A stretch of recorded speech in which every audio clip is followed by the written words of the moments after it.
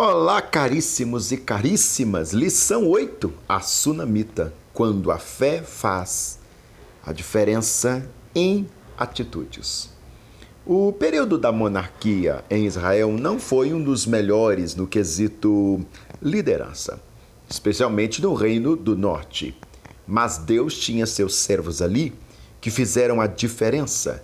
Nessa lição trataremos da sunamita, uma mulher que se dispôs a ser bênção para o profeta Eliseu e de como Deus retribuiu as tuas ações. Pegue a sua revista de escola dominical, a sua Bíblia. Eu sou o professor Daniel Ramos, quero te convidar a se inscrever em nosso canal. O tópico primeiro da nossa lição: a mulher que vivia em Sunem. Vamos trabalhar a identidade dessa figura emblemática. Sunem era uma localidade situada no território destinado à tribo de Issacar, ao sul da Galileia e ao norte de Samaria. Levando em conta que essa localidade era próxima a Jezreel, onde pode-se entender que Sunem não estava distante dos acontecimentos que antecederam o ministério de Eliseu. É provável, inclusive, que Sunem ou Sunem fosse um lugar que tivesse espaço para a permanência de grandes grupos de pessoas, pois no reinado de Saul, após a morte de Samuel, os filisteus se acamparam em Sunem para atacar os hebreus. Lembra? Naquela que seria a última guerra em que Saul participaria antes do trágico fim de se matar. No aspecto religioso, poucos anos antes do ministério de Eliseu, Acabe reinava em Israel, Reino do Norte. Acabe reinava em Israel, Reino do Norte, e implantou com Jezabel a adoração a Baal. Os embates de Elias contra os pecados do rei Acabe e Jezabel mostram a supremacia de Deus, ou a supremacia do Deus verdadeiro, sobre os que se diziam deuses, os falsos deuses. Ela era uma mulher com recurso e atitudes acolhedoras. A Bíblia diz que a sunamita era uma mulher com recursos financeiros. Confira, 2 Reis 4:8. Pelo texto sagrado, além de ser uma pessoa abastada, a sunamita era uma pessoa sensível para com cuidado com as pessoas. Não há um registro de que naquela localidade houvesse uma estalagem ou outro meio onde um viajante pudesse parar para se alimentar e até descansar. Eliseu, como profeta, deveria ter de percorrer diversos lugares. E o convite para comer pão na casa da sunamita foi bem-vindo como um momento de descanso e comunhão. Eliseu teve tempo para comer e usufruir da hospitalidade daquele lar, e isto nos mostra que é necessário ter espiritualidade também para fazer vínculos de amizade que agradem a Deus. Olha para você ver que importante perspectiva que o nosso autor aborda nessa lição. Abre aspas. E sucedeu que todas as vezes que passava ali se dirigia a comer pão. 2 Reis 4:8. Os embates de Elias contra os pecados do rei Acabe e Jezabel mostram a supremacia do Deus verdadeiro sobre os que se diziam deuses. Agora vamos falar do santo homem de Deus. É a próxima perspectiva. Não é possível saber se a sunamita conhecia o profeta e a importância dele para a nação do norte, ou mesmo se ela sabia que Eliseu era o sucessor de Elias. Mas ela reconheceu nele um homem de Deus.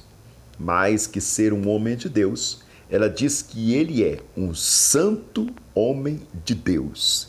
Isso está em 2 Reis, capítulo 4, verso 9. De alguma forma, a santidade de Deus na vida do profeta havia sido expressa, e isso faz a diferença, caríssimos e caríssimas. Eliseu, pelo relato, somente comia pão na casa daquela mulher e não há registro de profecias ou milagres nessa parte do texto. Ao que parece, a santidade vista na pessoa do profeta está mais associada ao jeito com que mantinha sua postura. A verdadeira santidade é vista no convívio diário com o próximo.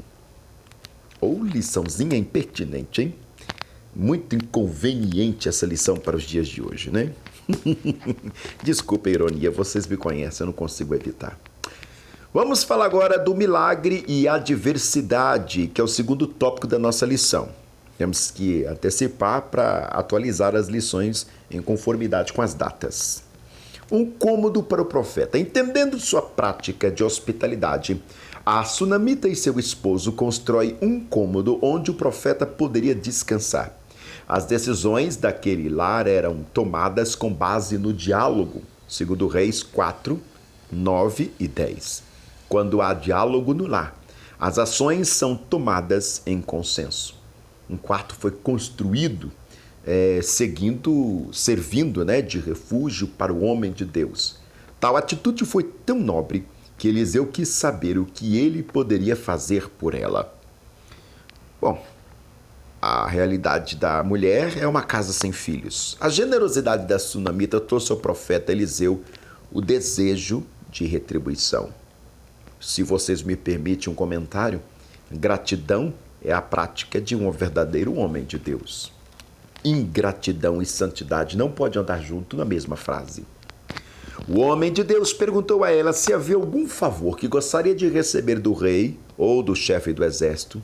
Sendo abastada, a sunamita entendeu que não precisava de nada da parte do profeta. Ela não o acolheu esperando receber bênção alguma, tanto que, quando questionada por Eliseu sobre o tipo de benefício que gostaria de receber, respondeu simplesmente que habitava no meio do seu povo, uma forma de dizer que não tinha falta de nada. Entretanto, o lar desta mulher, a sunamita, não havia filhos. E quem reparou isso foi Geazi, moço de Eliseu.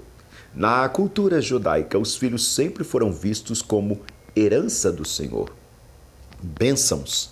Na perspectiva do Antigo Testamento, aquela casa não estava completa. Então o profeta disse àquela mulher que, segundo o tempo da vida, abraçarás um filho. A surpresa na declaração do profeta gera uma expectativa na sunamita que, decorrido o prazo, teve um filho, um menino. Se faltava algo naquela casa, agora não faltava mais. Depois disso, agora tem uma cena extrema, Agora tem o filho e agora o filho morre. Como em nossos dias, a perda de um filho é sempre traumática e para os pais é sempre pior. Nenhum pai quer enterrar o seu filho, permita a minha reparação. O natural da vida é que os filhos enterrem seus pais. Apesar de não gostar de lidar com esse assunto, a ordem natural da vida é que os pais passem a eternidade depois dos filhos. Quando essa ordem é rompida, há um processo doloroso de sentimento de perda. A sunamita passou por essa situação com um agravante. Perdeu o único filho que ela tinha. Pela sua postura de generosidade, recebeu de Deus a oportunidade de ser mãe, desenvolvendo o amor natural materno para com o seu filho. A Sagrada Escritura não nos diz quantos anos tinha o menino quando morreu, mas fala que viveu tempo suficiente de crescer, se expressar, deixando a mulher em desespero. Ela precisava chegar até o profeta Eliseu. E é aqui que mora uma das partes mais importantes dessa lição. Vamos para o tópico 3, a ação de Deus na vida da sunamita. O Senhor é fiel, irmãos. As bênçãos do Senhor nos enriquece e não nos acrescenta dores. E ainda mais do que isso, o Senhor sempre nos dá para além daquilo que pedimos ou pensamos. E ainda que nós não pedimos, o Senhor sabe as nossas necessidades e Ele vem ao encontro delas. Receba essa palavra de Deus em sua vida hoje, em o nome do Senhor. Terceiro tópico, a ação de Deus na vida da sunamita. Deus não fala nada com o profeta. Um dos pensamentos correntes sobre os profetas era o fato de que Deus falava com eles o tempo todo. Ocorre que isso não aconteceu com Eliseu, pois o profeta não recebeu de Deus quaisquer informações para a situação em que estava passando acerca da sunamita. Os profetas poderiam receber uma visão, ouvir Deus falando, mas isso não ocorreu neste caso. A profecia depende exclusivamente da revelação divina e sem esta revelação, sem o desejo de Deus revelar o que está acontecendo, não se pode dizer que há necessariamente profecia. A sunamita passou por essa situação com um agravante, perdeu o único filho que tinha e, pela postura de generosidade, como nós já dissemos, recebeu de Deus a oportunidade de ser mãe, desenvolvendo um amor natural materno para com seu filho. E o que Deus faz? Traz o menino de volta. Dada a insistência da sunamita em não se afastar do profeta até que vai a Sunem e se depara com o corpo daquele menino, no próprio quarto do profeta, onde descansara quando passara ali, além de Deus não ter dito nada para o profeta, havia um corpo esperando para ser sepultado. Deus, por sua vez, usa o seu servo para trazer de volta o menino, da mesma forma que a sunamita foi generosa com o profeta, construindo-lhe até mesmo um quarto, um aposento para descansar e colocando nele uma cama. Segundo Reis 4:10. Deus foi generoso para com ela, pois a ressurreição de seu filho ocorreu no mesmo quarto em que foi construído para abrigar o profeta. Na cama em que o corpo do menino havia sido colocado. É claro que esse texto aqui dá incríveis pregações, né? A proteção de Deus na adversidade. Em outro momento, Eliseu advertiu a sunamita para que se retirasse de Israel e fosse peregrinar onde pudesse, pois o Senhor chama a fome, a qual virá à terra por 7 anos. Segundo Reis, capítulo 8, verso 1. A generosidade com que ela demonstrou para com o profeta voltou na forma de uma advertência divina que preservaria a vida da sunamita e de sua família, evidentemente.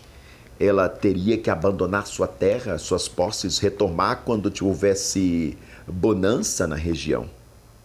Olha que coisa interessante, o cuidado do Senhor, né? Ao fim de 7 anos, ela retornou e precisou se dirigir ao rei para pedir suas terras de volta. Quando o rei não a conhecia e estava conversando com Geazi, moço de Eliseu, ouviu que o profeta havia ressuscitado o filho de uma mulher. Naquele momento, ela clamou ao rei. O que é que ela clamou? E este foi informado que aquela mulher e o seu filho eram as pessoas que Eliseu, por seu ministério, havia abençoado. Então o monarca ordenou que as suas terras e as suas rendas fossem devolvidas àquela família. Que coisa tremenda, né? Cuida antes, durante e depois por causa de uma ação de generosidade, né? Bênção produz bênção. Isso é muito tremendo. E se foi o resultado de uma atitude generosa daquela mulher para com o homem de Deus, então o monarca ordenou que as suas terras e as suas rendas fossem devolvidas àquela família. Se foi o resultado de uma atitude generosa daquela mulher para com o homem de Deus. Uma atitude que gera centenas de bênçãos para a vida daquele que tem a boa ação. O autor coloca para nós também um precioso subsídio e nós vamos salientar rapidamente sobre ele. A cidade de Sunem estava localizada em uma elevação que dominava o vale de Jezreel. Eliseu tornara-se amigo de uma rica mulher que morava naquela localidade e ela sempre insistia que ele fosse seu hóspede toda vez que visitasse naquele lugar. Para mostrar sua gratidão, Eliseu procurou retribuir com algumas formas de atenção. Eu habito no meio do meu povo, pode significar meu povo irá cuidar de mim e se eu precisar de alguma coisa.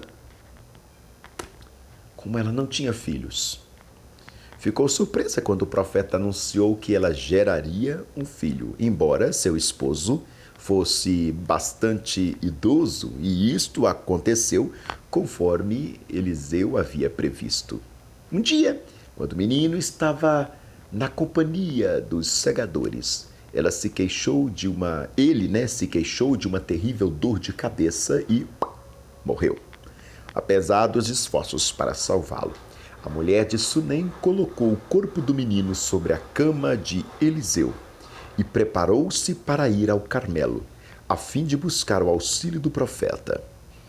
Aparentemente, seu esposo era adepto de uma religião formal e não podia imaginar qualquer razão de entrar entrar em contato com um homem de Deus, porque havia uma observação religiosa a ser cumprida.